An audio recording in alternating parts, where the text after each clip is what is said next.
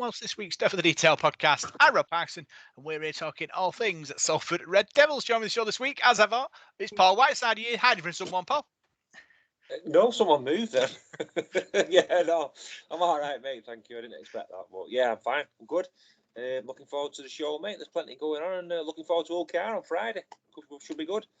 Yeah, we've got obviously Parky back on the show after a couple of weeks' absence. How have you been, Parky? Yeah, very good. Yeah, I've been celebrating my wife's 40th, so we were up on the islands of Scotland, which was beautiful, if a little bit cold. So unfortunately, I missed Huddersfield. Should that be fortunately? I'm not 100% sure about that, but no, it's good to be back. Looking forward to this week now. I was just watching Paul, then I saw a shadow behind him, and no, it's good to be back, and I think it's enough to go at again this week, isn't there? Yeah, I thought that it was being filmed here. We're going to see Paul get massacred on film. Thankfully, Paul didn't happen. Yet. Yeah. So I've had a good week. I guested on the Red Robin podcast, which is the OKR podcast. Nice set of lads, good banter. Trying not to mention the £1 Million Miracle too many times, Paul. But yeah, they were a good set of lads and a good chat too. The old Red Robin podcast. Bit of a psychological battle, early Parky. Talking to the lads. Yeah, it's a strange relationship with OKR, isn't it? We've had a few ding-dongs in recent years with them, and I've not had a chance to listen to it, so I'll have to have a listen later on, see what they've got to say for themselves. Were they confident? How are they feeling coming? Yeah. Okay, Bell. Yeah, they were confident, but obviously, like you say, it's they were hearted by the old £1 Million Miracle. We only mentioned it a couple of times. You could see the sweat dripping off their foreheads every time I kind of mentioned it. So, but yeah, it'll be a good game. I had a good chat with them, and it's well worth a listen. Good set of lads, good rugby league banter. So, lots to go on this week's show. We're going to look back at the Huddersfield defeat. We're going to look at all the big news coming out of the club this week. We've got Paul's report of what's going on in the amateur scene and the rest of the rugby league world. Then we're going to preview the Hull KR game on Friday night. So we're going to start with the Huddersfield defeat last weekend. You're listening to Devil in the Detail, and this is your big match review.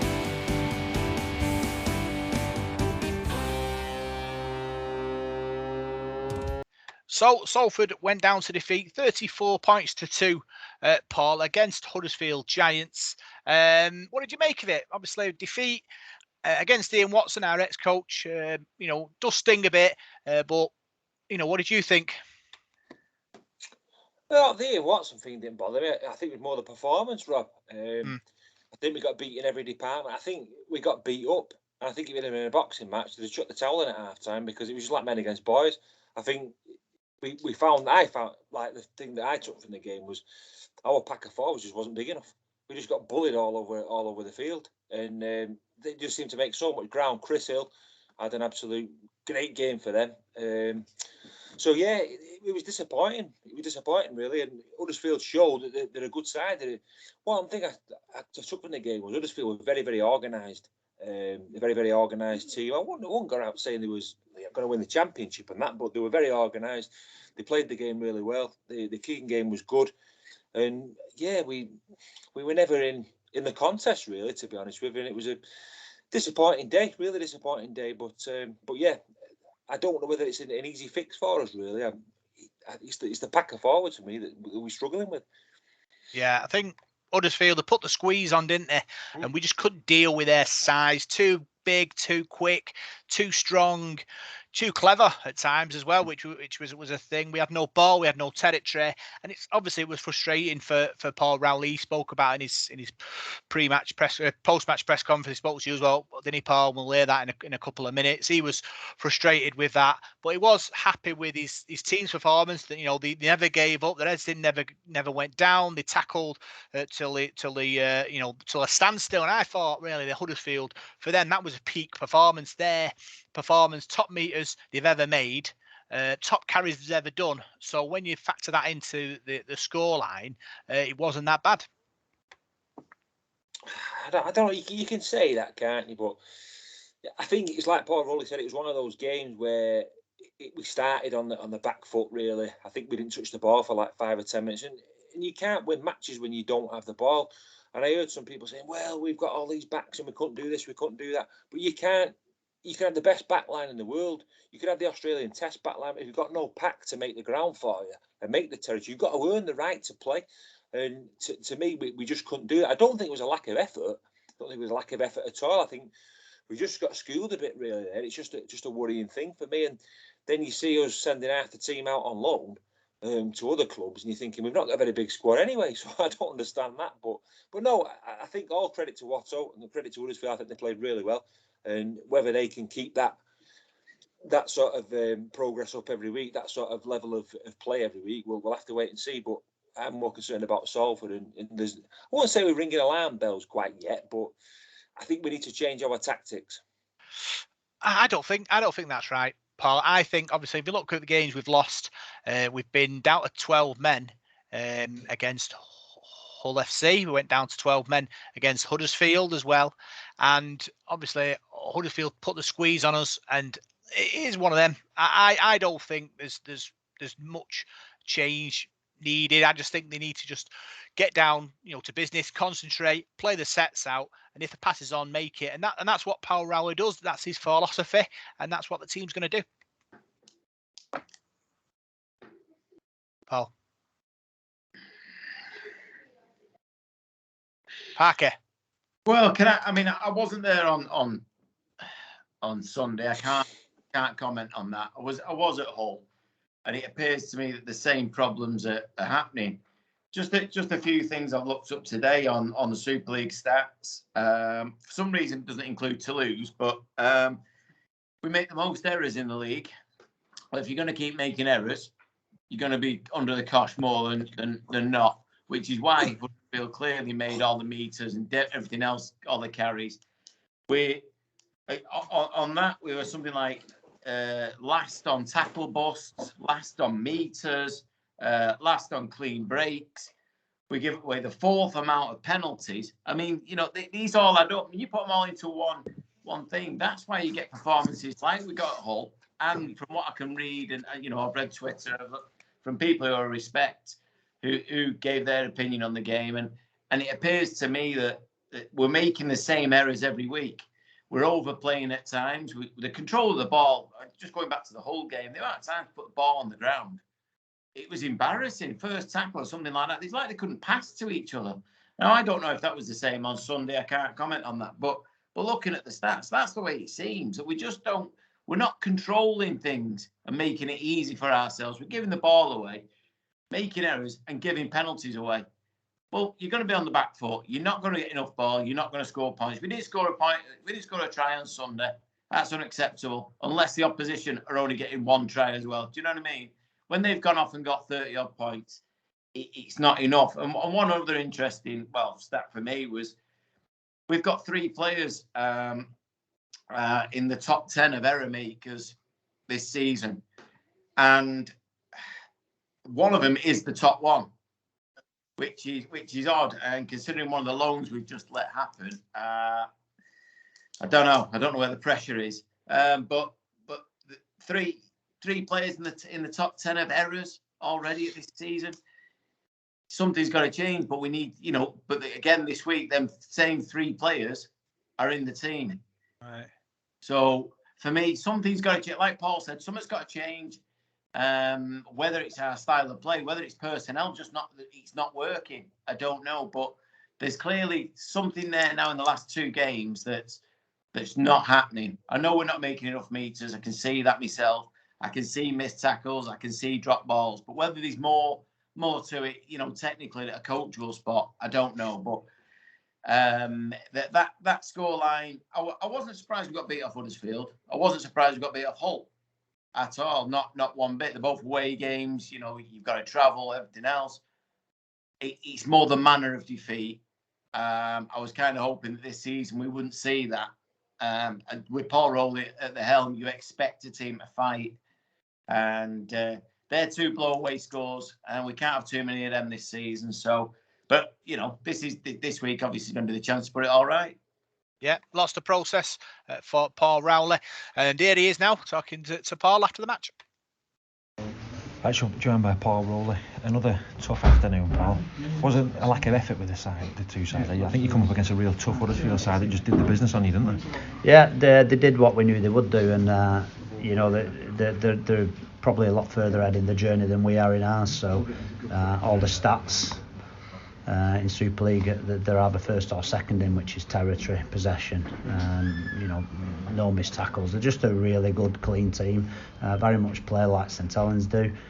Get you up down in your own corners and beat you up for a little bit. So they did that for pretty much 80 minutes. It doesn't help when we get off to a real, and I said bad start, we actually put our shoulder in and look really good, and then on the fourth tackle or something like that we get pinged for a set of 6, which is ridiculous really, and then penalty and a dropout. So I think we did about 7 or 8 minutes on our line defending, so that set the tone for the game really. So we weren't able to stay in the arm wrestle long enough. They did it better than us, and that probably sums it up. You seem to get pinged by a lot of them set restarts as well, especially in the first half, and didn't have a lot of possession. How frustrating is that for you as a coach? Yeah, it's a grey area, and what you'll find is most home teams will get most set restarts. So I think I don't think we've had any favours in any game, even the games we've won. And this was no different. I thought there were loads of set resets we could have had, and we got one in the 77th minute. That was it for the entirety of the game, which at that point really couldn't care less if we get one or not. So we got a player sin-binned because in the feedback that we'd had too many restarts against us. That was restart number 4. So that's a rule. I always thought that you got put on a team warning before they give you the sin-bin. That rule went a long time ago, so this is just a new rule that, I don't know, they made it up for today, I think. Paul, you've got Old Kingston Rovers coming to Salford on Friday night. Do you learn anything in defeat today? And you don't seem as angry as I thought you might be. Do you see there's your side are playing it tough, aren't they? But are you seeing any signs of improvement? Anything you can work on in the week? Well, I'm not angry at all, because it is what it is. We know where we're at, so we don't accept where we're at. So everyone knows, everyone put us down for the relegation fight, so we don't suddenly think we're a top 2 team by any means, but we know and we have belief within our camp. So and that's what sport is. So we've got to go every week like we want to win, and we'll prep to win, and we'll do our best to win every single game we take part in. That won't happen though, we know that. So however, I'm going to be very protective of the players this week in particular, because it was different than last week.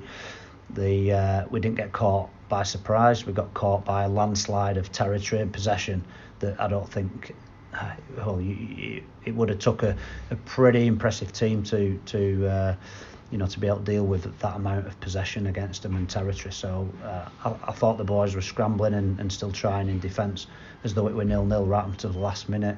Detail in attack was off. Decision making in attack was off.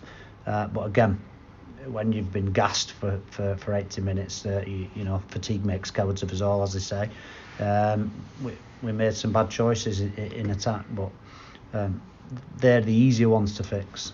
The resilience, the attitude, they're very tough to fix. So, I'm right behind the players there in that they tried their hardest and give a good account of themselves in terms of putting the body where it hurts and going to war for us really, and that's what we always say. That'll be our minimum standard, that we'll go out there and give 100%, and 100% think they did that. It's ugly at times with the ball, but we didn't have a lot for it to be ugly. So is it fair to say the foundations are there, Paul? Well, they're always there. It's a part of a journey. We know where we're at, so we'll try and change the culture of the club here, and so in that respect, the club's moving in positive ways. The club's a better place than it was, and you need to be around the club and in the club to see that. And so we don't waver, and we don't doubt what we're about, and we just keep working hard and making sure that mentally we stay resilient and stay upbeat and look to what's next all the time, because this is a rocky road that we're running on, and it'll get no smoother as the season goes on. It's a tough battle, this Super League, And so being positive and being mentally tough whilst also being honest and realistic is key. So we'll always give a fair and honest assessment of ourselves, but we've got to, you can't dwell. You've got to move on real quick and keep working harder and keep having belief. No Tim Lafayette today. Was that an injury problem he's got? Yeah, pulled up injured. So we had a little bit of adversity, but again, no dramas. That's not even worth a mention. How's Greg Burke as well? Yeah, he failed his HIA, so he won't recover for. He obviously can't do the short turnaround now for OKR as well, so that's Greg missing. So it's unfortunate for Greg because he's been really good. Thanks very much for speaking to us, Paul. Good luck against OKR next Friday, mate. So that was Paul Rowley talking to you, Paul, and he said it was a tough lesson learned from his team. Yeah, it was. I know a few things were put out on social media from people who sort of said he was pleased with it. I won't go into detail, and he got some supporters back to it, but he wasn't. I don't think he was pleased with it. I think you can sometimes listen to a coach in a press conference, and I don't know. You need to look in his eyes, I think, and he was disappointed with that performance. So I wouldn't read into that. You know what people are saying? Oh, he was chuffed with it. He wasn't at all. It was a difficult afternoon for us, and yeah, I don't know. I just think in the game, just going back to what you were both saying there. I mean, I don't know if you can hear me now. I might have moved places because my internet was shocking upstairs to get freezing. But I thought the first contact in that game against Huddersfield was poor. We had forwards taking the ball and they were getting pushed back. You know, big forwards as well. They weren't making ground.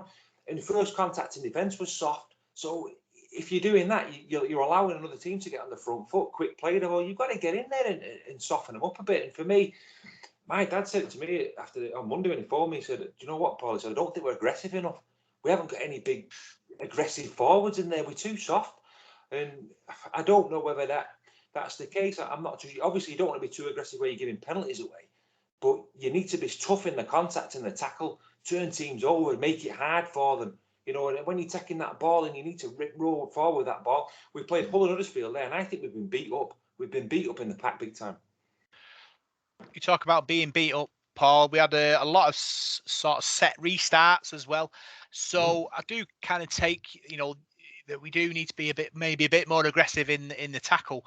But if we're getting pinged for set restarts, we can't afford to absorb, set after set after set. Because, like you said on Sunday, it shows what happens when you have to do that.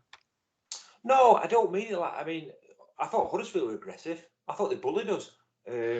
And they didn't give loads of penalties away. I don't think, I'm not having to go at the referee. I don't think the referee get everything bang on. I mean, Paul Rowley said that. I mean, he gave us one set restart with 3 minutes to go and give us a couple of penalties to even it up. We tend to do that. And Paul was right when he said that, when you're the home side, you do tend to get a few more penalties, the crowd's on the back. And I can understand that. I'm not fussed about that.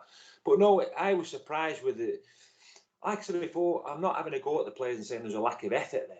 There just seems to be a lack of application from us. I mean, Mark Sneed, a couple of his kicks, I think he didn't make touch. We've not been in the Huddersfield half for about half an hour. We get in there, we get a penalty, and he fails to make touch. I mean, that's concentration. It's schoolboy mistakes. Yeah. The kind of thing that put you on the back foot. Concentration is key, Parker. I'd say to flip it over though, Mark Sneed did make a kickoff towards the back end of the game, which sort of bounced out of playing games as a scrum. We failed to score from it, but it shows there's sort of yin and yang in both. You can make errors, but then you can make magic happen. Yeah, going back to the Paul Rowley interview, from what I've personally heard, and then what people have, the headlines that have been given, that he was happy, the positives and all that of the game. I'm not 100% what people expect him to come out and say after a game like that. Emotions are high anyway, but if he comes out and completely tears one into his team, it's not going to do anyone any favours. If he does that in public, what he did on Monday morning in training, well, I'll guarantee would have been a very different thing. Them lads would have known what he was let down about, what he was disappointed about. He's got to come out and front up. He's got to say something about his place. Coming out and telling the whole rugby league world that we were absolutely rubbish and that was a disgrace isn't going to do anyone any good. So he's not going to do that. But we got, you don't get taken away by headlines that journalists may make up or whatever, take out of context. Whether he did see any positives, I doubt greatly. I really do. I know he said about we tried to stay in the game. We defended for our lives and things like that. Conceded 30 odd points. That's not defending for your life, I'm afraid. But he had to come out and say something. So, on that point, that's it. But I do agree with Paul. From what I've seen, we're not aggressive. We know we're not a big physical team, but we don't seem to put our shoulder in as much as other teams. We don't tackle harder than other teams, and that's something that we're going to have to learn to do. And then, it is a problem having a small pack, but we knew that at the start of the year. We've got to be that little bit more aggressive, perhaps. The penalties we do give away, they're not for stupid things. They're not for putting in a massive shot and missing and taking someone's head off. They are for lying on. They are for, not getting onside and things like that. Just work that little bit harder. Just make them that extra 1%. We're going to have to. We're not as good as most teams in this league. And I'm still not, even though, I will bag them for the last two performances as far as I can see.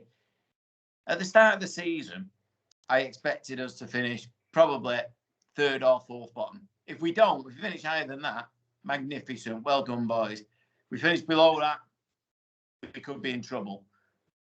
We haven't moved anywhere yet. From these first 4 games, if I'm honest, I probably thought we'd win 1. We've won 2. So it's like the head of where I thought we were anyway. So I'm not going to get carried away with, this is rubbish, Rowley's not doing this, the players aren't doing that. But we've got to find a way of fixing it. We've got to get a couple of big lads into this squad. And if that means other players are going to have to go, then, that's the way it's going to have to be. But like Paul, I know we'll talk about it later, I'm a little bit surprised at letting players go out on loan in the manner we have. But that's up to the club. But no, it's disappointing when you listen to fans when they come away from the game, and especially after the Huddersfield game, because they've gone there with a bit of expectation. We have had a fairly okay start to the season. The Hull FC game, you could go, well, that's a blip. But it's not now. It's 2 games, and then it becomes, slightly worrying. That means this week we've put ourselves under a hell of a lot of pressure because you've got to win your home games. You have got to win your own games, Parker. You're not wrong there. Looking at the stats, Paul, from the game against Huddersfield, Ken Seal made 75 metres, Sitaleka Akawala made 50, Danny Addy made 58, Jack Armonroyd 66, and 8 out of 10, Matty Costello made 82. So that sort of tells the story when your players aren't getting over 100. Yeah, without singling people out, there's a few forwards there to me that need to pull the socks up. Who I've been disappointed in this season. I think for me, King Vuniayo has been our best forward. I think he's been a real solid signing, but there's 1 or 2 others that need to step up really, because they've not been doing the business. So yeah, you can tell there by the meters made. We're not doing it there. And I know we've only got a small pack, but we only had a small pack when we played Cass. I don't think we can go toe to toe with teams ramming up the middle. We've got to do something different. We've got to be mobile. We've got to go round teams. And if that's what we've got to do, that's what we've got to do. So we'll have to see how that goes against Hull because they've got some big forwards as well. But yeah, I think the backs have worked well this season. I think Ken Seo's been good. Mark Sneed's been all right. But I think in the forwards, I think there's a few of them there who need to step up and improve. Yeah. Top tacklers, Andy Ackers 30, Shane Wright 32, Elijah Taylor 46, Danny Addy 36. Elijah Taylor at Parky leading the tackling charts again. Yeah, it doesn't surprise me. That's what he does, doesn't he? He works and he works and he works, and that you can't ask for more than that. But strangely enough, looking at the score and the lack of ball we had, I'm surprised that there weren't more tackles. We must have spread them out a little bit, because I would have expected players to be doing 50s plus in a game like that, because if you're under that much pressure, we've had so few restarts in their half or even played the balls in their 20.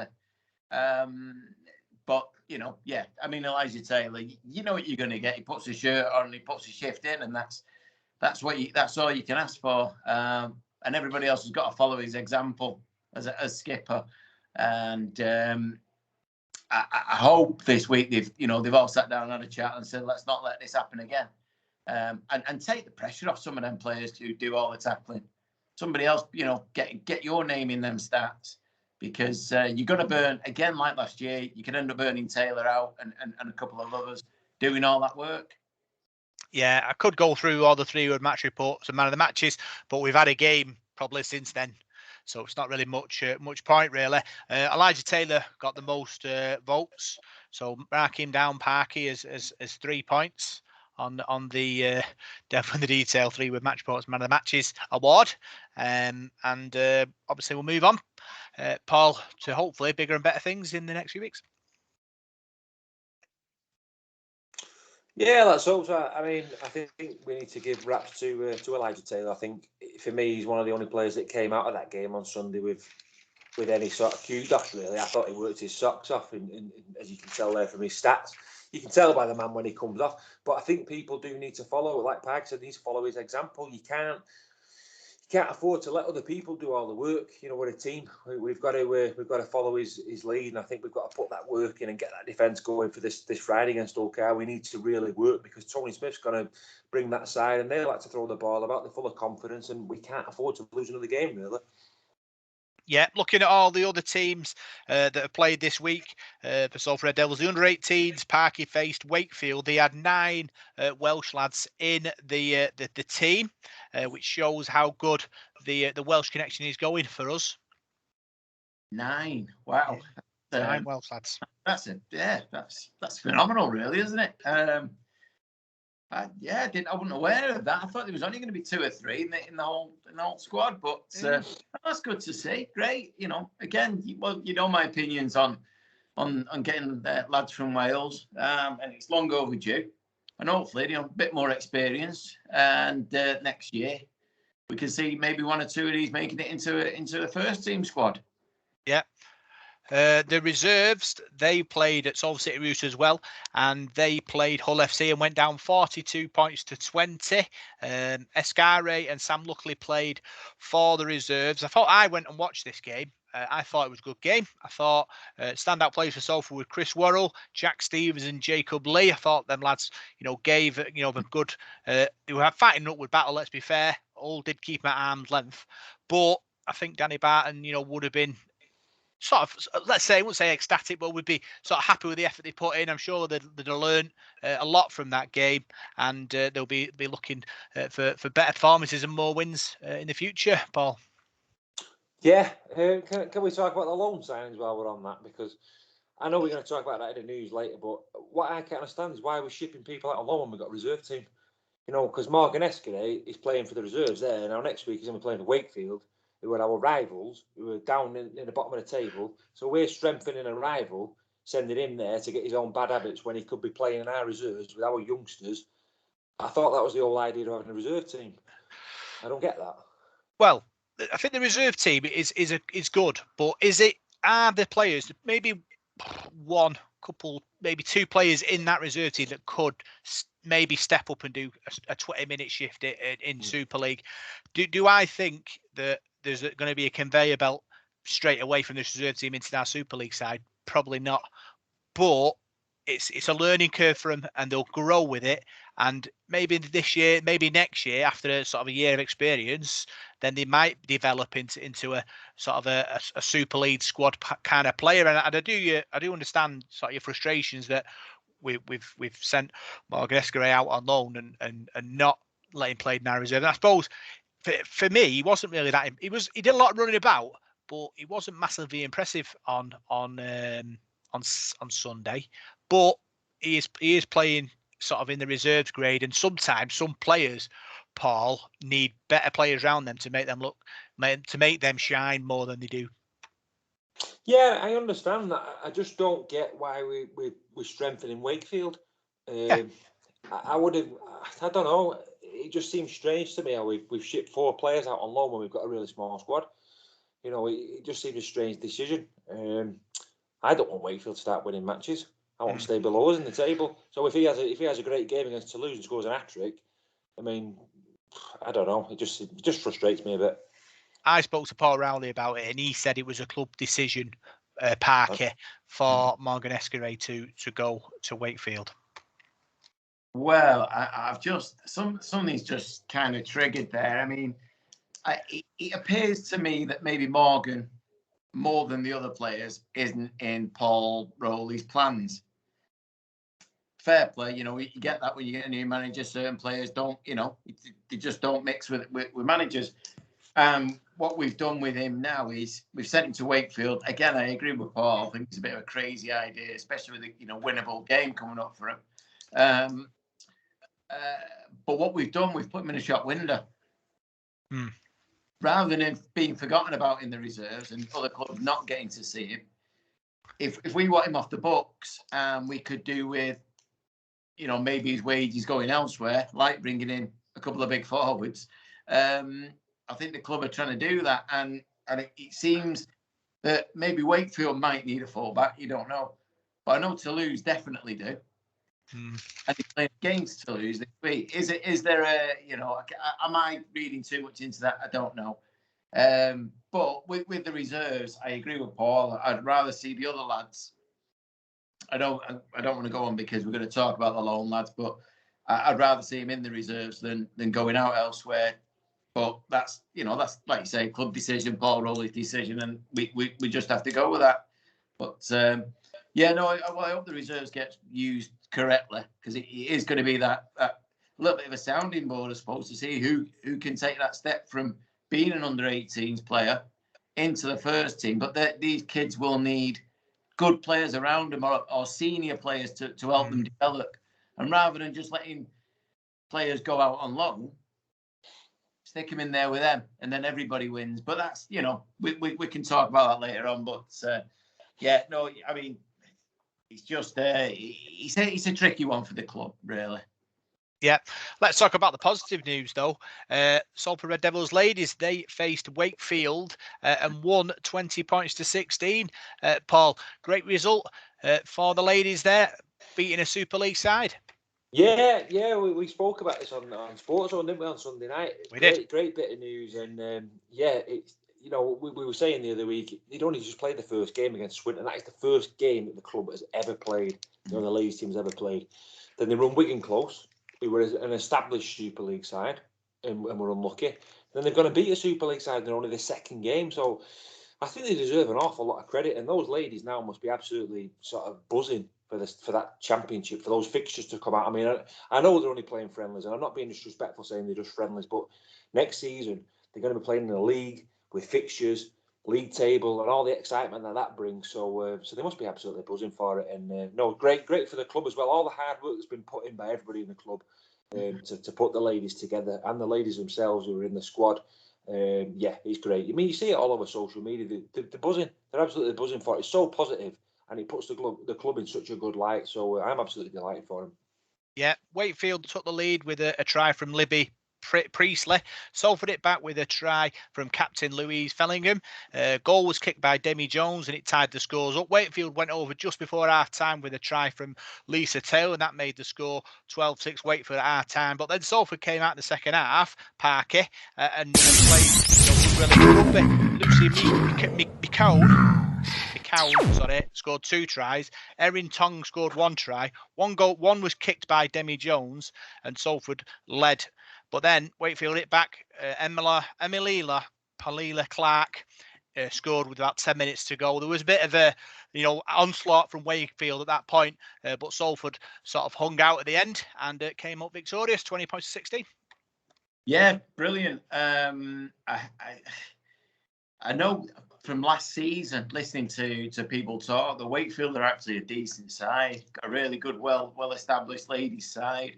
So that's a massive win there.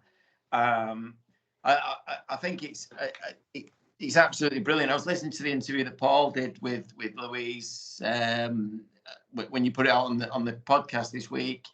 I was listening to it today, and the excitement she's got from somebody who's not from rugby league territory, who's got involved with the game, and obviously everything else about her, and you get to know how excited they are, how passionate they are about playing for Salford, about being this first ladies Salford team. It's a landmark, and everything they do is a first for us. And it's phenomenal going out and beating a team like Wakefield. And I saw the game, the result against Wigan, and how close they were. I mean, if you push Wigan closer, any type of rugby at any level, you've done all right. I can't wait. I can't wait till they're back at the AJ Bell so we can have another double header and, you know, and let everybody else see them. Let's see what they can do. But brilliant, yeah, phenomenal. I'd like to see more of them and hopefully hear from them a little bit more.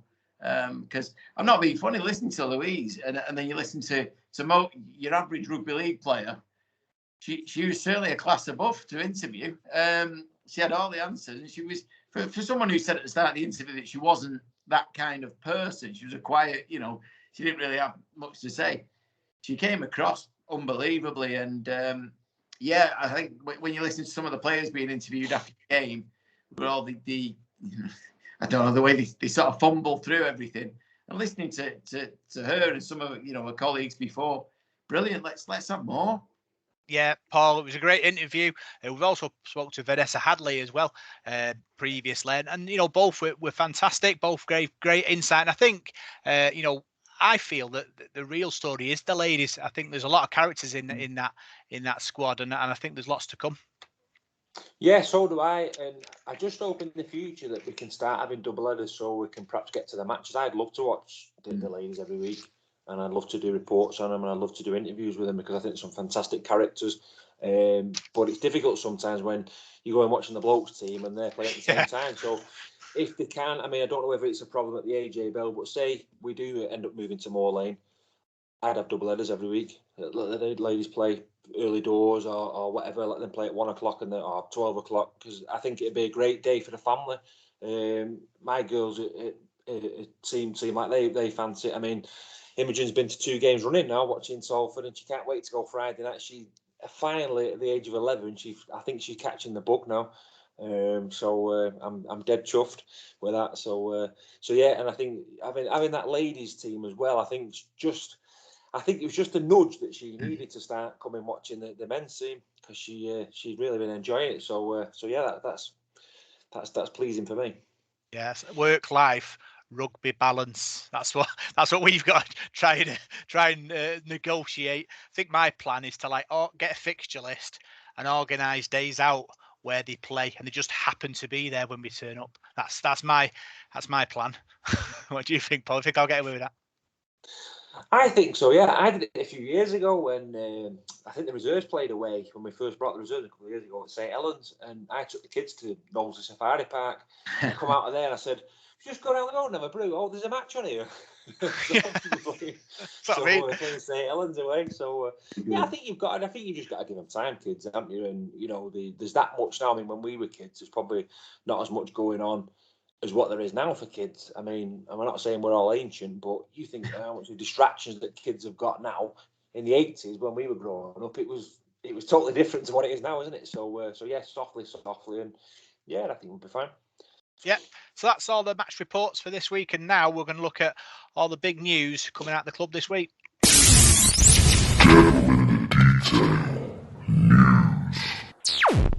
So as we're all itching to talk about the loans that have occurred this week, we'll start there. Josh Johnson, Jack Wells have gone to Barrow. Ami Borough, has gone to London Broncos, and Margaret Escaray has gone to Wakefield Parker. What do you think of all the 4 players that have gone on loan? Who would you have kept? For me, I think Jack Wells, once fit. I think when I watched him last year, I was really impressed with him. One of the few players that really caught my eye last year. Him, Harvey Levette, Elijah Taylor at the start of the year. People like that really, stood out for me last season. And then he got the injury, and obviously it took him time to get back. But I'd have kept him because I think looking at our second row options, or someone who can come off the bench and cover second row and prop in, I think he'd be ideal if he's fully fit. I mean, I know he's gone to Barrow, and I watched him play the other night, him and Josh, and I thought Wellesley was brilliant. I thought he really added to the game and gave Barrow impetus to go on and beat Widnes at Widnes, which apparently it's the third time they've done in 50 years or something. I mean, great win for Barra. But he was really, really good in a game which was dotted with ex-Salford players or current Salford players as well. They were all over the place. And I kept him. The Escaré one's a bit of a strange one in terms of, as we were saying before, going off to a rival and he will strengthen them. I find that slightly odd, but again, he goes in the shop window. Two Super League teams that one of them may fancy him. If he's not going to play here, then you don't no point wasting his wages.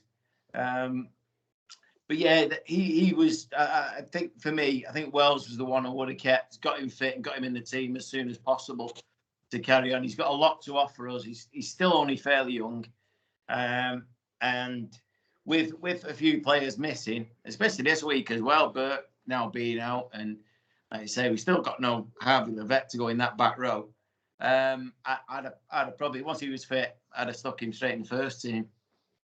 Yeah, I think Harvey Levette's a while off as well. I spoke to Paul Rowley today, and he said that I think he's a while off, Levette. I don't think he's coming anytime soon, Paul.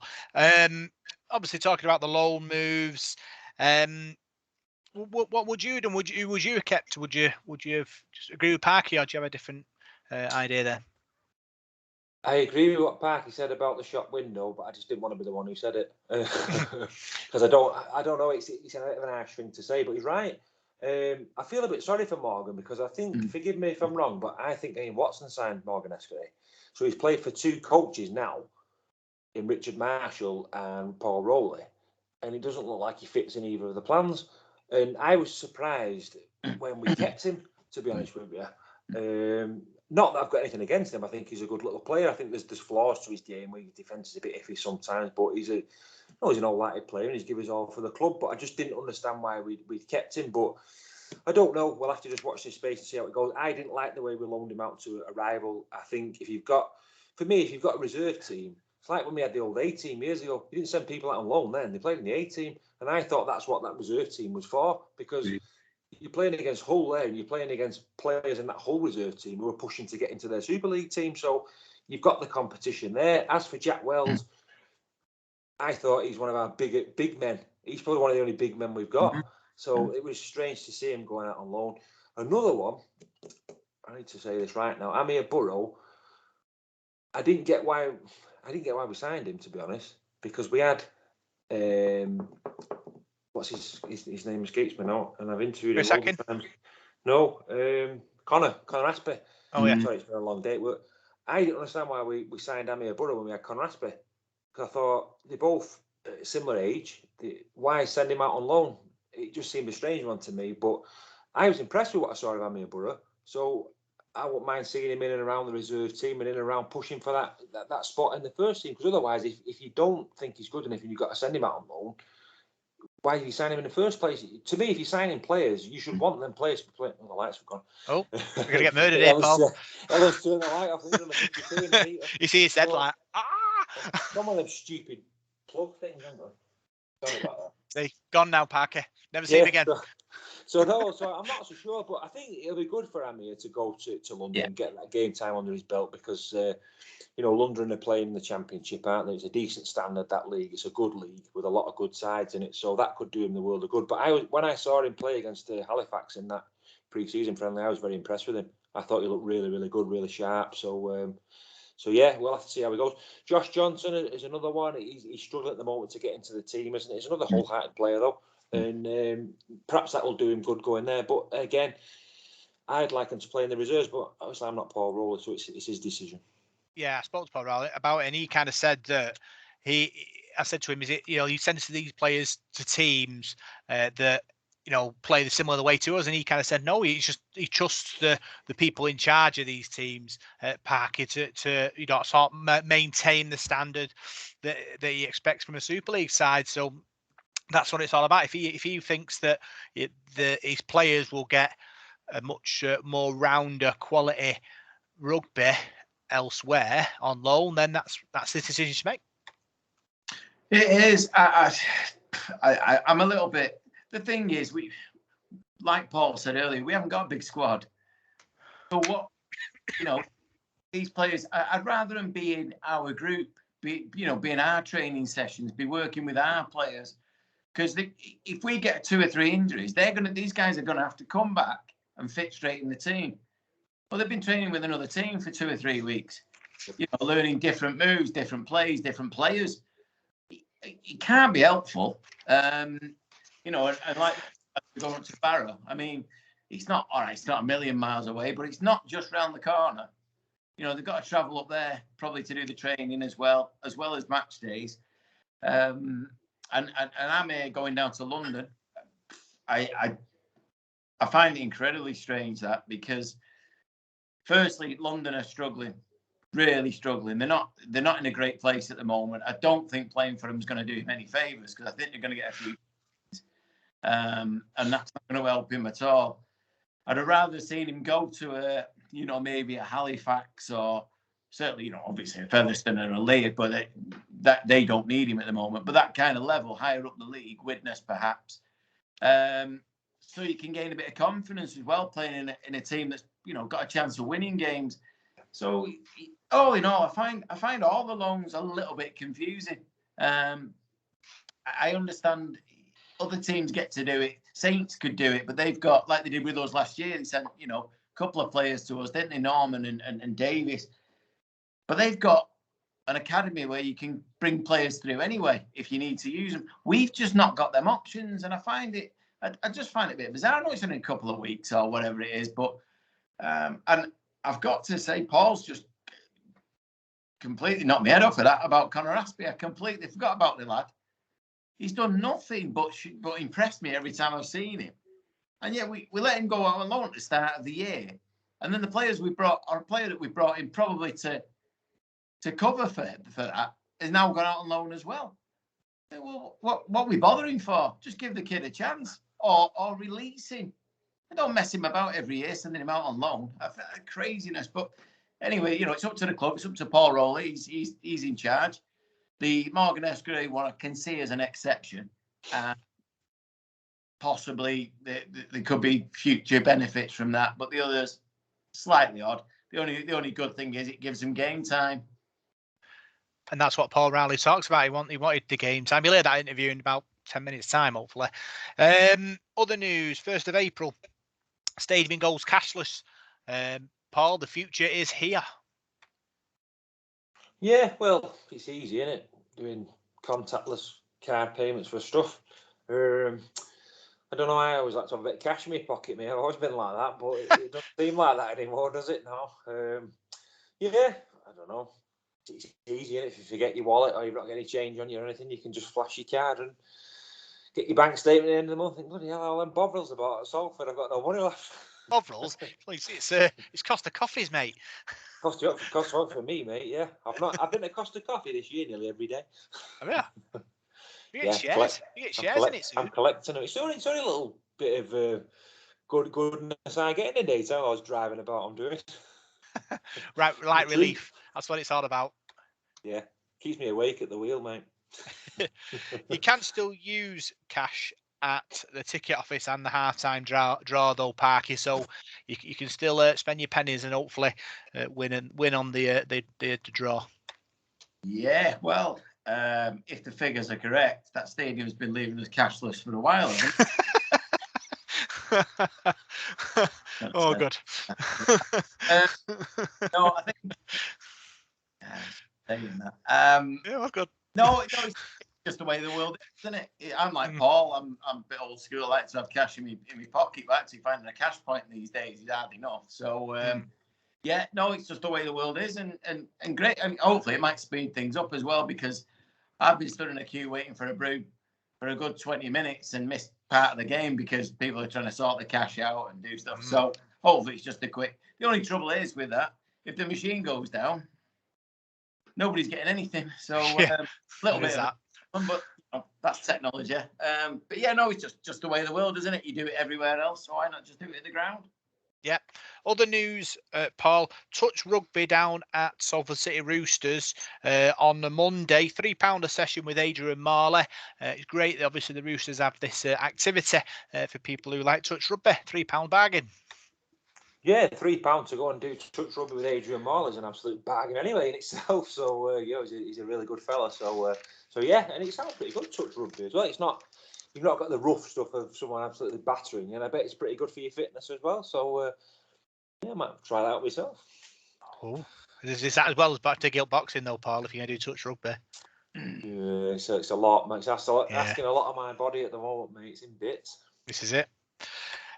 Salford City Roosters are looking for players, which is great. So obviously, if you fancy going down, go down there, see what it's all about. Also, Langley the Reds are having a spring clean on the 2nd of April. So if you want to go down and help them clean their pitch, Parker, that'd be great too. Yeah, I'm glad that we singled me out for that one. Thanks. Down the road from it, don't it? It's not that it. No, good little setup there and all with Langley there.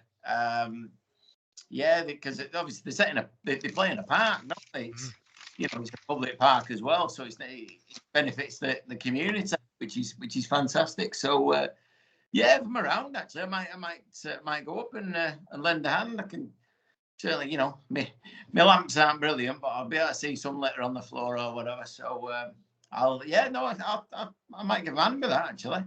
That's thing. Just a bit of admin really from me. We've had a few problems with the Apple podcast feed last week or so. So I suppose if you listen to this, you found us. But if you know people who do listen, who are listening on an Apple device, just let them know that I'm onto Apple, and hopefully they'll fix it, and our total audience will be back connected to us, Paul. Yeah, well, I've had a bit of a bad time tonight. You might have noticed I moved from upstairs to downstairs because you both kept freezing, and it was doing me head in because I couldn't hear what was going on. So yeah, I think I'm back connected now, but I struggle with these electronic devices. I really do. But yeah, that sounds good. We need to let the Apple people know that it's working. Yeah, away from Salford, I just want to announce that Salford City Radio have sort of announced they're going to do a crowdfunder. They want to raise £20,000 to keep the station on air. Paul, me and you do the Sports Zone on a Tuesday and a Thursday. We've been there for 6 years now. It's been fantastic. We've learned so much. We've become better podcasters / radio presenters in that process. They've provided training for us as well, given us opportunities, and it's a fantastic thing. And I really hope the people of Salford and our listeners can help and donate to keep the station on air. Yeah, too right. Yeah, I mean, God, when I met you, Rob, and before I started doing that radio, I'd never dreamed of it like do podcasts and reporting and stuff like that every week, or interviewing players and all that. I mean, I was always like a quiet person, really. Just memory boilers and that's it. So I can't really thank you and the radios, people at Salford Radio, for taking a chance on me. And like you said, the training that we've received there. And I just wish we could, hopefully in the future, get back in the studio, and get around the studio on a Tuesday, because it was great when we used to go in and all be in the same room, and the light came on and it was live, and we had guests in there, didn't we? We had we had Paul King in there, Andy Mazer, Steve Moyes come down from Swinton, didn't we? We had some really good like sessions in there, didn't we? So I wish we could get back to doing that again. But no, if you can help Salford Radio, I think I don't know how many people listen to Salford Radio, but it's big in the community, isn't it? And people sort of rely on that and listen to it. So let's hope it keeps going. Yeah, if you're a long time listener and you can remember the first 2 seasons of this podcast, and then you can remember and you listen to this podcast now, and you can hear and see the difference that we're able to produce. I can't thank Salford City Radio enough for what they've done for me, providing training and all kinds of things to help me become a better anchor on any show. So yeah, hopefully, like I say, we'll get a lot of donations in, and we can expand and we can get better and bigger, and that's what it's all about. Because obviously, Parker, it services the city and it services the people, and hopefully it'll grow and grow. Yeah, well, funnily enough, going back, I don't know, 10 years, probably more, Paul McNally, who at the time worked for the club, and myself, were the first 2 people to go live after 6 o'clock on social radio. Before that, it was all pre-recorded stuff. And every Wednesday we had a rugby hour. Me and Paul McNally did that for a while. and it was good. And like Paul said, I never, you get in the studio and you're like, wow, this is a studio. This is happening. And it goes red, and you're talking to the population live. It was a strange thing, but it was really good. And we had a few people on there. I remember Paul Heighton coming in for an interview and a few others.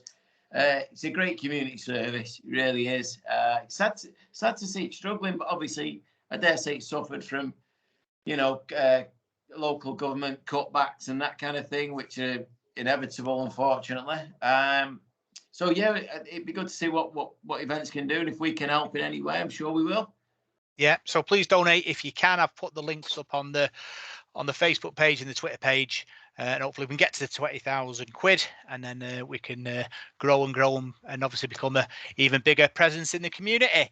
Other news, a final bit of news, is one of our supporters, Joe Begley, and his friend has gone to Ukraine to drop off supplies, Parker.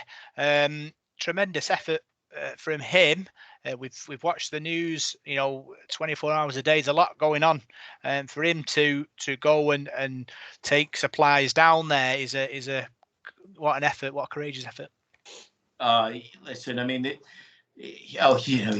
I know we're here talking sport and everything, but there is a much bigger world out there, isn't there?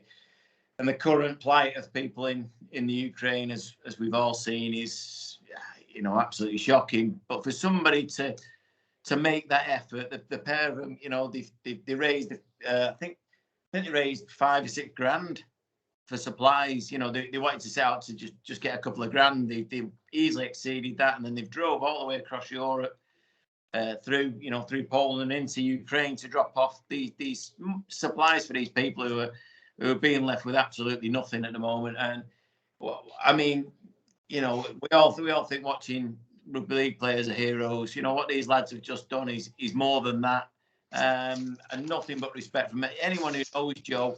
Knows he's a real character. He's a good lad, and a funny guy. But I watched a video with him today, and he was emotional about what had happened, what he'd seen, and more power to him. And hopefully the club could give him a shout out in the future, just to say thanks from everybody, really, that without people like him and his mate making these efforts, these people are really going to suffer. And he's great, and he's like I say, he's a good lad, and that's some effort. That.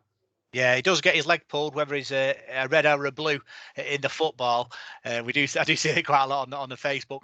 But Paul, what a kind thing to do. Obviously, with everything going on, it's to decide one day to organise that and take take it to the people who really need it. He's a legend. What can you say? Yeah, certainly. I mean, it takes a bit of bravery, that, doesn't it, to drive across there. I mean, we were saying before, what were these Russians? They don't seem like they're bothered about who they bomb.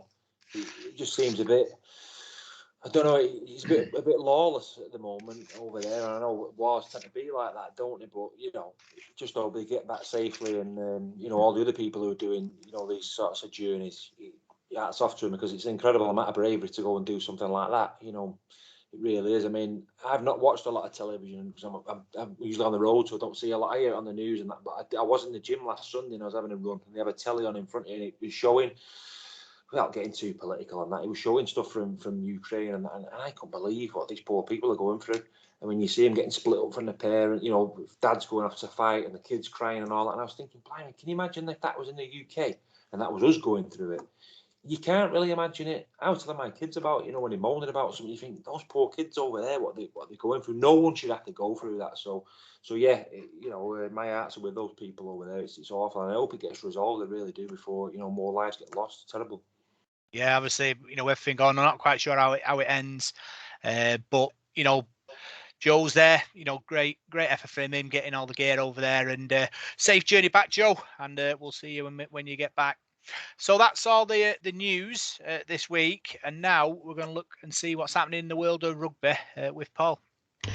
Here is this week's Devil in the Detail amateur report, and the National Conference was back at the weekend. I'll give you all the scores and the fixtures for next week, and that will start off with the National Conference Premier Division. On Saturday, Egremont Rangers 0, Hunslet Parkside at 28, Lee Minor Rangers 22, Pilkington Rex 4, Rochdale Mayfield had a good win. They beat York Acorn 36 points to 10. Thatto Heath Crusaders 32, Siddle 14, Thornhill Trojans 6, Westhull 24, and Wathbrow Hornets 36, Lock Lane 20. In Division 1, Featherstone Lions against Kells was postponed due to a waterlogged pitch. Milford 16, Alton Raiders 30, Mighton Warriors against Saddleworth Rangers was postponed for a waterlogged pitch. Skirlar 10, Hull Dockers 8, West Bowling 24, Stanley 16, Wigan St Pats 28, Introse Bridge 14. In Division 2, Crossfields 28, Barrow Island 18, Dewsbury Celtic 18, Bradford Dudley Hill 10, Heweth and Dewsbury Moor Maroons was postponed for a waterlogged pitch. Hunslet 30, Beverley 14, Normanton Knights 22, Wigan St Jude 10, and Woolston Rovers 20, Clockface Miners 24. In Division 3, Batley Boys 22, Millham 0, Bentley 24, Hensingham 6, East Leeds 48, Drillington 0, Lee East 24, Shawcross Sharks 22, and Seaton Rangers 42, Eastmoor Dragons 0, and finally Waterhead Warriors beat Oldham St Anne's in the Oldham Derby 24 points to 4. The fixtures for this week: Saturday the 12th of March. In the Premier Division, Hunslet Club Parkside face Thatto Heath Crusaders, Pilkington Rex are at home to Egremont Rangers, Siddle play Lee Minor Rangers, Wathbrow Hornets are at home to Thornhill Trojans, Rochdale Mayfield travel to Westhull, York Acorn face Lock Lane. In Division 1, Hull Dockers play the Wigan St Pats, Introse Bridge at home to Milford, Kells against West Bowling, Alton Raiders entertain Featherstone Lions, Saddleworth Rangers at home to Skirlar, and Stanley face Mighton Warriors. In Division 2, Barrow Island face Hunslet Warriors, Beverley at home to Normanton Knights, Bradford Dudley Hill face Heweth, Clockface Miners at home to Dewsbury Celtic, Dewsbury Moor Maroons are at home to Crossfields, and Woolston Rovers entertain Wigan St Jude's. And finally, in Division 3, Drillington play Lee East, Eastmoor Dragons at home to East Leeds, Hensingham face Seaton Rangers, Millham at home to Waterhead Warriors, Oldham St Anne's face Batley Boys, and Shawcross Sharks are at home to Bentley. Well, moving on to the North West Men's League Division 1 on Saturday the 5th of March, Bury Broncos 4, Folly Lane 26. In Division 2, Cadishead Rhinos beat the West Horton Lions by 22 points to 12. Roost Pioneers 14, Salford City Roosters 30. In Division 3, Halton Sims Cross 6, Rochdale Mayfield A 12. In Division 4 South and East, Langworthy Reds 20, Burton Woodbridge 56, and the Waterhead Warriors A beat Burton Wood Chargers by 22 points to 10. The fixtures for Saturday the 12th of March: Division 1, Folly Lane are at home to Chorley Panthers, Ulverston face Bury Broncos. Division 2, West Bank Bears are at home to the Salford City Roosters, Warnley Central are at home to Cadishead Rhinos, and Wigan St Pats A face West Horton Lions. In Division 3, Rochdale Mayfield A are at home to Culcheth Eagles. Division 4, South and East, it's Burton Wood Chargers against Oldham St Anne's A, Langworthy Reds at home to Higginshaw, Waterhead Warriors A are at home to the Clockface Miners A. And finally, there's a couple of fixtures in Division 5. Preston and South Ribble Rabbitohs are at home to the Bolton Mets. In Student Rugby League, there is a couple of fixtures this week. On Wednesday the 9th of March in the Northern Conference Cup of the University of Sheffield face Manchester. In the Premier Division of College Rugby League, Salford Red Devils A are at home to Cronton Sixth Form. In Women's Rugby League, there's a couple of results for you. Sunday the 6th of March in Division 2, Batley 38, Manchester Uni 6, and the University, the ladies are back in action this week on Sunday the 13th of March when they're home to Liverpool Uni.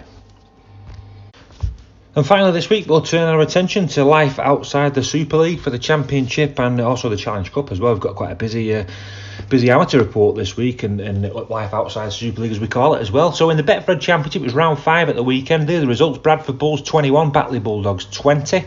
A late drop goal there from Jordan Lilly with 10 minutes to go won the game for Bradford Bulls. Featherstone Rovers, they were made to work in their match against Halifax Panthers. They were trailing 6-4 at half time. Panthers give a great account of themselves, but Featherstone just edged it with a couple of late tries from Craig Hall, it was, who got the tries. Featherstone 22, Halifax 12. Lee Centurions continue their march. They beat Newcastle Thunder by 34 points to 18. London Broncos were really unlucky. They were beaten at home to York City Knights by 26 points to 24. A bit of a comeback there from London, just couldn't quite get over the line. Whitehaven Warriors had a good win. They beat Dewsbury Rams 40 points to 12. And Sheffield Eagles went away from home to Workington, to Derwent Park, and beat Workington Town by 54 points to 4. There was a fixture last Monday in the Challenge Cup, the 4th round. Lee Centurions beat Widnes Vikings 38 points to 4. So the fixtures for this weekend: the Challenge Cup is back on. It's round 5. Gets underway on Saturday in the Cup Round 5. It's North Wales Crusaders versus Sheffield Eagles. That is a 1:30 kickoff, and that game is on the Our League app. You better watch that on there. On Sunday, Barrow Raiders at home to Workington Town. That's a BBC game at 1 o'clock. Massive game, that big Cumbrian derby. That's going to be a ding-dong derby, that one. Batley Bulldogs at home to Featherstone Rovers. That's at 3 p.m. That's on the Sportsman. I think that's online. You can watch that one. Whitehaven face York City Knights at 3 o'clock. And finally, I'm out of breath here. On Monday the 14th of March on Premier Sports, Bradford Bulls face Lee Centurions. That is also a round 5 game. So looking forward to round 6 when the Super League sides come in. So that's all I've got for you this week. Take care, have a good week, and hopefully see you at Salford on Friday night for Salford's fixture with Hull Kingston Rovers. Bye-bye. And the World Rugby Report with Paul. And just before we go to the match previews, Paul, the University of Manchester won the Northern Conference Cup today. They beat Sheffield 16 points to 12. Great result for the University of Manchester lads. Yeah, certainly is. That beat me. That when I did my amateur report, that result had not come in. So yeah, congratulations to them. And yeah, what a win! What a great win. Yeah, obviously, University Rugby, Paul, Parky, is a really big thing. Obviously, these players, Tyrone McCarthy came through the university system, so it shows that there is a possible route into the professional sport.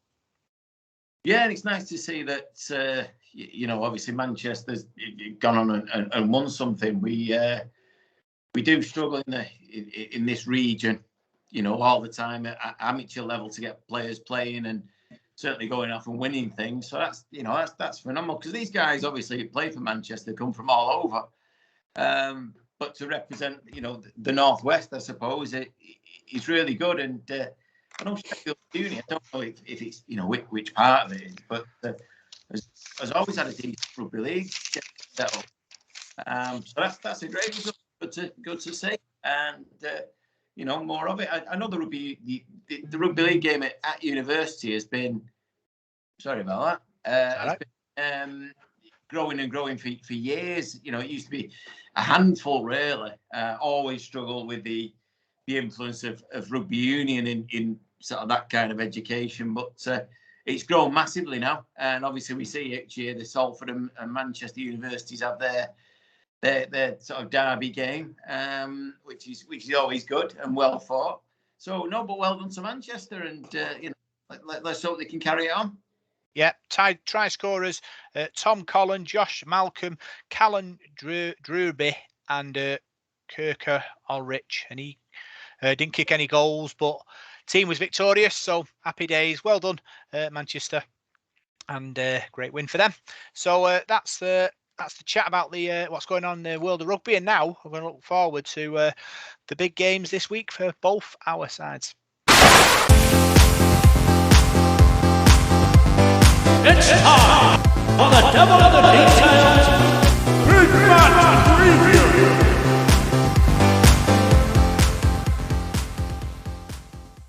So we'll start with the ladies team. They face Wigan St Pats, Paul, this week at Salford City Roosters. It'll be a good game, obviously. Salford going into that confident after last week's win. Well, yeah, certainly, as we said before, to beat an established Super League club like Wakefield, who I wouldn't profess to be an absolute expert on women's rugby league, but I've seen Wakefield, the games on Sky. I've seen St Helens, Wigan, Leeds, and the Casford and the Ladies Challenge Cup, and these sides are established, aren't they? And I think Salford Ladies have done tremendously well there. This game at the weekend is another test for them as well. But all these games that they're playing, they're going to stand them in good stead for next season when they're playing in that championship where they're playing fixtures every week. So I think they'll be using these games as a springboard, really, for going into next year and building momentum. As we've already said, all the ladies are absolutely buzzing. I mean, I'm following loads of them now on Twitter and just seeing what they put, because I think it just makes you positive. The positive feeling that they've spread this season, I think it's been great, and we've got to use that as a club now to go forward. I think it's great that we're in the news for good stories and things that are happening. So I wish them all the best this week. Another big game for them. Yeah, I had a quick look down the Wigan St Pats squad. Chloe Mayers, she was their most improved player in 2021. Emma Gordon, Maria Breverington's the captain. I think they've got quite a good supply line as well. They've got under 16s, under 18s, Parky. So they're a good club who have invested in the women's game. Yeah, like I said earlier, anytime you play any Wigan team, you're up against their rugby league. It's what they do, isn't it? It's what Wigan's about, really. And obviously St Pats as a club has always been a great club. Produced some great players. Certainly, in the male game, but in the female as well now. So it will be a real test. And the good thing is, like Paul said there, I think going on to it now, it was okay having that one-off against Swinton, and then you have a little bit of time to adjust and get back to things, do a bit of... Now it's back-to-back, and this is where it counts, when you have to wake up Monday morning and see how your body feels. These girls are going to work or, studies or wherever they're going. They're not full-time professionals. This is where it really counts. And next season, this will be happening all the time. So it's good to prepare them for that. I know a lot of them have played before. They've been playing the game for a while, but to see how they react and move on to the next game, and it may work that they can't wait, and like we said before, it's really exciting times for them. And let's hope they can get a win this weekend. Yeah, Wigan finished third in Division 1 behind Featherstone and is it Alton? But they did beat Featherstone 2016, so shows that they have, they've got some good sort of ladies in that squad. It kicks off at 2:30 down at the Roosters, so if you can get down there, support the ladies, Paul, and hopefully they'll be be recording the second win on the spin. What day is it, Rob? Is it Sunday or Saturday? Sunday. It's Sunday, same day as us again, isn't it? So it's going to be difficult. So, but yeah, wish them all the best. Like Parky said, it's a test now for them to back things up. Wigan St Pats, great club, aren't they? Some of the players that have come through there, and in the male game particularly. I mean, how many have we had from Wigan St Pats over the years that play for Salford? So yeah, it's going to be another test. They're an established championship club, and this is what they're going to be getting next season. So it's going to stand them in good stead for next year. And hope they get the result on Sunday. Yeah, 2 tries from Lucy McKeown for Salford this week. Obviously, she must be in fine form getting over the line. 2 tries. If they can give her ball, she knows where the line is, Parky. She'll score the tries. Yeah, well, the strange thing, I've looked at the ladies team. I actually did it today. I looked it up on the Reds website, and they're all like the photos and everything. There's no profile. Yeah, really sure what position everybody plays at the moment, and that's something I'm going to have to, I'm going to go down and watch them, and that'll obviously help me. But although with my eyes, probably not. But yeah, I mean that needs sorting a little bit, just so we know who's who. I'm starting to get to know the names and so on, like Paul said from Twitter, reading the tweets after they won last week and putting on the video of the song and all that after the game, the victory song. It was great to see. It's good to see that they're all buzzing. But I just need to work out who's who and who plays where. Yeah, I think we all kind of have to do that a little bit. Park, if you can't get down, hopefully we'll be seeing footage, because that's obviously it's a big story really. Let's be honest with ourselves at the club, and hopefully the club will invest in it. And I know the first game against Swinton was on. Well, the highlights were on Twitter. I think some of the girls did a kind of a evaluation of it, didn't they? Looked at the tries and stuff. So hopefully we'll get a bit more of that on the RDTV in the next few weeks. Paul. Yeah, definitely. As you said there, it has been a big story. It's been a good news story as well. I think it's been very positive. I think it's positive for the whole club as a whole, not just for the ladies, to see us in a positive light like that. But I love it. I love seeing it on Twitter. I love seeing that victory song that they did and all that, and it's great. So yeah, just hope they keep winning now. But I think next season, to be established and playing in a league, I think then you've got that competitiveness week in, week out, haven't you? And you've got that. I think you've got that goal to aim for, then, haven't you? Not being bold at saying they're going to be in a Super League the year after, but it's there then. It's there for you to aim at, and you've got the target there. So yeah, best of luck. Yeah, so let's talk about the whole KR game on Friday night. I spoke to Paul Rowley after the game, in the pre-match press conference, and this is what he had to say.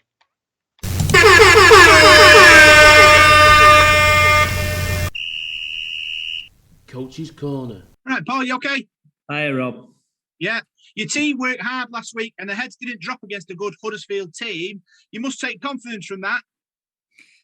Yeah, well, we know, we already know that, so we know we're going to give 100% every week. We've already said that at the beginning. That's a minimum standard. So I think I'd be a lot more comfortable if we didn't have to be as good in our scramble and never giving up if we get the things right in the first place. So there were quite a bit to fix up.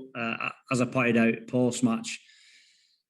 Before I knew the actual stats, that obviously the stats came through later, and I were quite right in thinking that the stats probably suggest we should have been beat up by about 60 points. So yeah, I've kind of seen a similar game on the NRL this morning with Manly and Penrith. Penrith have just basically beat Manly up for 80 minutes, but Manly never gave in, and it's kind of a similar replication, albeit higher standard. Was it best meeting the best meters they've ever made and the best carries they've ever had? Something like that, was it? Well, yeah, I've not pinned it on my wall as something I want to keep reminding myself of. Yeah, I think they were pretty good, whatever they were. Yeah, it's a short turnaround this week. How do you do things differently? Well, we just focus on ourselves. Obviously, Huddersfield were very good, so but we've got to focus on ourselves, and this is a short turnaround, so you don't really get a chance to train or do much, because obviously bodies were sore, and all them stats meant, as we expected, that we put a lot of effort and energy into it. So it's important that we we've got a mental challenge this week to be energized and bounce back. Obviously, you said the bodies were sore. Did you think twice about sending the players out on loan that you did? Well, again, apart from Malgan, I mean, it wasn't yours. Yeah. So no, the boys on loan, they're fine. They're all right. We've got cover in them positions, so we're good. Did you choose the clubs they went to because they play similar style to us? Not really.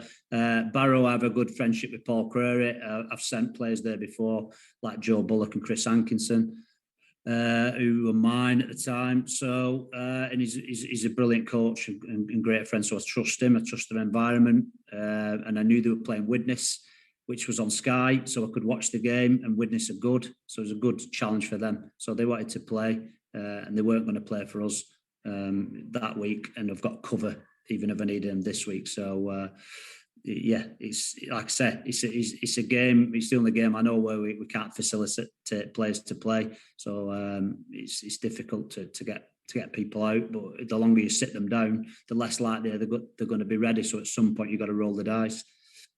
Yeah, Hull KR this week at home. Good to be back playing in front of the Salford fans at the AJ Bell. Yeah, definitely. We're looking forward to being back. It's been a couple of weeks now, so yeah, it's always good to be at home, and we want to put a performance on and a good display for the supporters. Yeah, final one from me. What challenges do you face when playing Hull Kingston Rovers, and where will the key battles be? Challenges, yeah, they expect the unexpected. They have a lot of offloads. They've got some strong ball carriers in Sean Kenny-Dowell in particular on his left, our right. Mikey Edwards on our left, their right, who's a runner, scores tries. So, yeah, they've got a good team, so they'll challenge us and in ways that we might not be expecting. So quite unpredictable. I think last game they did 2 short dropouts, for example, so a little unorthodox in their approach. So yeah, it could provide for an entertaining game, but we've got to be proactive, not reactive. Brilliant, Paul. Good luck. Cheers. So that's Paul Rowley, Parky, talking to me in the pre-match press conference, and he was obviously, looking forward to the contest. Talked about how Hull KR kind of play off the cuff and how we're gonna have to deal with that. Yeah, seen over the last year or so with Tony Smith in charge there, they do play off the cuff, and when it comes off, it can be spectacular. It really can. A couple of games last year where they beat teams, and the performance was electric. Really is. But like us, it can be hit and miss. If you want to keep the ball alive, you're going to make mistakes, which is, we've done numerous times already this year. I think it's going to be a really open game. I don't think any team's going to sit back and just defend this.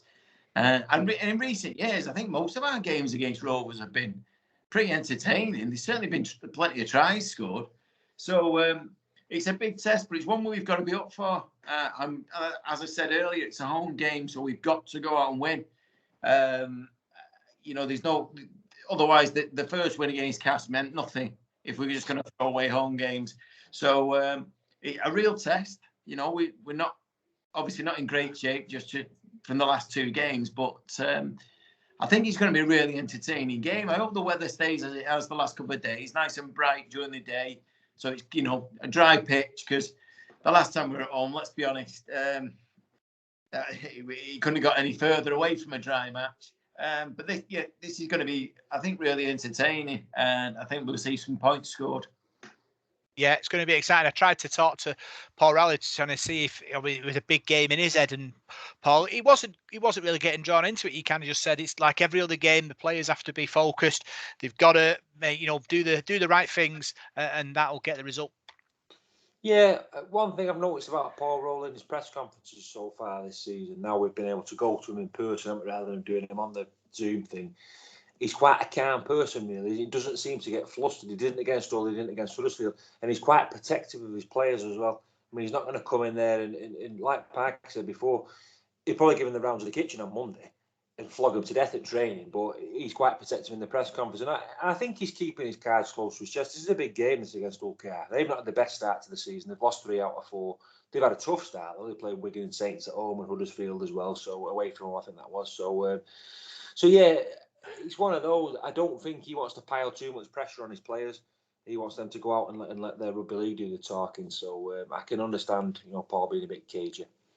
Yeah, I think he's the first head coach we've had for a while that has been a head coach before Paul, and I can see the difference that experience sort of gives him in that situation, in a press conference or in an interview, when Ian Watson and Richard Marshall maybe were that, like you said, didn't have the cards that close to the chest when talking to the press. No, I think Wattle used to wear his hat on his sleeve. Same with Richard Marshall, really. They're both good guys to talk to. I mean, I think with Paul Rowley, he's got a very dry sense of humour as well, hasn't he, Paul Rowley? He's quite funny, and I've noticed when you ask him a question, it takes about 5 minutes to answer it. He goes into, which is good, he goes into real depth about stuff, and not saying that Watto doesn't. Ian Watson and Richard Marshall both knew the game inside out, and as does Paul Rowley. And I think he's a good coach, Paul. I think we need to give him a chance this season, don't we? And I know his chief supporters got his back at the weekend and after that game against Huddersfield, and give the guy a chance. I think his heart's in the right place, and speaking to him after that Cass game, he wants us to do well this season. He knows. I mean, it's funny. I can remember Paul Rowley getting sent off against Salford when he played for Lee. So he's gone full circle now. I think he's bought into the club. He's been there a few years now, hasn't he? And I think he's really bought into Salford, and feels like he's one of us. Yeah, when you talk about coaches going into detail, Paul, I always remember Ian Watson when he was in Wakefield, when he was talking about body shapes, and me and you just nodded along going, yeah. Didn't have a clue what he was talking about, but yeah, coaches, he does say he's a student of the game, and he looks deeply into it, and that's what you want, don't you? Want a coach who will analyse every little bit to get that extra 1% out of his players. I think a lot of coaches are like that these days. I think Richard Marshall was like that. Just talking about Wattle there, he was like that. I mean, he really was a student in the game, wasn't he? Stayed up all night watching videos, and I think that's brilliant, that. And, I know a lot of Salford supporters, seem to have a bit of a grudge against Wattle, but we wished him good luck, didn't we, after last week for the season? I hope he does well at Huddersfield, because I still think he's a decent bloke. But yeah, the body shapes, I didn't really know what he was on about his passing positions and all that, but those are the one-pointers that they look at. That Paul Rowley will be watching the game on Sky, the Thursday night game, won't he? He'll be looking at stuff like that. I think they watch the game totally different to how we watch it, don't they? And pick things up. And it's not a simple game, rugby league. It can be a complicated game. There's a lot to get right, isn't there? In it, it's not just 5 driving a kick like it might have been in the sort of years ago. There's a lot of technical stuff there. Yeah, I'm going to test your hooky eye knowledge here. Who do we look out for? Who's the danger people? Well, I would have said Brad Takarangi, but clearly not playing. Been demoted, should we say. Obviously, Hall on the wing. Sean Kenny Dowell, who's been a phenomenal player throughout his career, and Mikey Lewis, their young halfback. This kid's got real talent, and to be honest, can create or score from anywhere. He's going to be a real threat going up against Sneed and Croft. But they've got some big forwards, which again is going to be a test for us because we haven't really.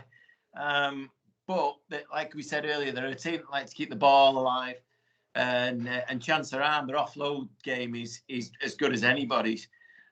So there's a lot to watch. But out wide on that side, I think obviously, like I say, Kenny Dowell he's a strong player. You know, obviously an international. He's been brilliant, and Ryan Hall. But we've known since, I don't know how long, when he was at Leeds and everything. He's come back from Australia, got himself right, and he's been brilliant for OKR, scoring tries for fun. So he's a real threat if you get the ball out wide. But yeah, they've got a few players, but Mikey Lewis is a kid that I hope for the future he gets international caps, because from what I've seen of him so far, he looks a little bit of a phenomenon, and he's going to be the one to watch. Yeah, no Latland Cooters either. Paul, that's a blow for them and a plus for us. Yeah, that's right. They've got some good players, though. I mean, I like the hooker, that Matt Parcell. I think he always works really hard. He's one to watch. And there's another, that guy who plays sort of centre, comes second row, Kane Lynette. He scored against us a few times and done us a few times. So he'll be one to watch as well. Who else was I thinking of? OKR. Trying to think. There's another guy I was thinking of. Jordan Abdul for me. Yeah, I like that Mikey Lewis. I think he's okay. He's only young and he's pretty raw. But he's a decent player, him. And there's the lad that they had signed from Swindon, Frankie Holton. He impressed me when I've seen him. He's done an awful lot of tackling him. He's a real worker. I think his stats from last week, and he put some tackling in. So he'll be one to watch as well. Yeah. Talking about predictions, I predicted on the Red Robin podcast that Salford would win 19-18. Sneed drop goal. So there's my prediction for this week. What about you, Parkett? Again, I think it'll be fairly close, but I'm going to go for us to edge it because we need to respond.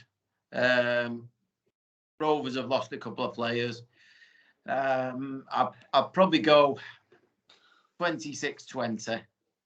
26-20. Okay. And what about you, Paul? I've gone 18-14 to Salford. 18-14. So we're all pretty close there, aren't we? We're looking for not a high scoring game, 20 points. Parker? I mean, it could be a lot of power. I don't think there'd be a lot between the two. So if we scored 30, it wouldn't surprise me if they scored 26. Yeah. I think it's going to be that kind of game. We score, they score. Like I say, if conditions are dry, both teams want to throw the ball about because, as we know, there's no point us trying to bully them through the middle because it's not going to happen. And their natural style of play under Tony Smith has been that offload. So, I think it'd be, like I said before, it'd be a really entertaining game. And it could go either way. I just fancy us to respond, a little bit of kick up the pants this week. And fingers crossed, as I say, as we're at home, gives it a bit more of a springboard against it to relaunch the season. Yeah. So that's the end of this week's podcast. Paul, another great show. Yeah. You didn't ask me if there's a story behind my 18-14. Is there a story behind that? Well, I backed King V, my favourite forward. I backed him to score a brace at 100 to 1. So he's 100 to 1 with Sky Bet to score 2 tries. So he's going to get both the tries for us. Probably put £1 on, but you never know, do you? Always bet responsibly, like Paul. Yeah, putting £1 on here and there, yeah. Have you got any accumulations you want to tell me about, Parky, that's, not as scary as that? Don't drink, don't smoke, don't gamble. I don't do an awful lot, to be perfect. Not at the same time. Not had a bet for a while, and certainly not on Salford, because there's one team that will either let you down one way or the other. If you back them, they'll get beaten. If you back against them, they go and win. So I avoid betting on Salford, and I've done for a while. Funny story talking about betting. My brother-in-law's brother bet against Salford when Salford played Bradford away. would have been about 11 years ago. You might know this, Paul. And he put £100 on Salford to lose. And Salford ended up winning. Aaron was jumping up and down. He was sat in tears. Wasn't that the game where we'd not won there for years? We'd not won there since the late 80s, had we? In 87, I think we won the stay up, didn't we? Yeah. And we'd not won there for a long, long time, haven't we? Yeah, I think I can remember that. I mean, I backed, shouldn't say this, but when we played Castaway last year, I backed Cass. And I put £20 on Castleford, and we went and won 70 points. I think I backed Cass on the start, and I thought, no, I think what it was, Castleford at the start, because we rested a few players, and I didn't know we rested players, so I backed them on the start, thinking, Castle Hammer us at Weldon Road, won't they? We ain't got 70 points, so no, I don't bet on Salford anymore on the score, but I still do the first try scorer sometimes and stuff like that. Yeah. Don't forget, bet responsibly and enjoy this podcast. So I've been Rob Parkinson. Big thanks for tuning in. And you can find us on Facebook, Devil in the Detail SRD. You can find us on Twitter at DITDSRD. And you can find us on SoundCloud, iTunes, Radio Contact, Spotify, and YouTube. See you next week.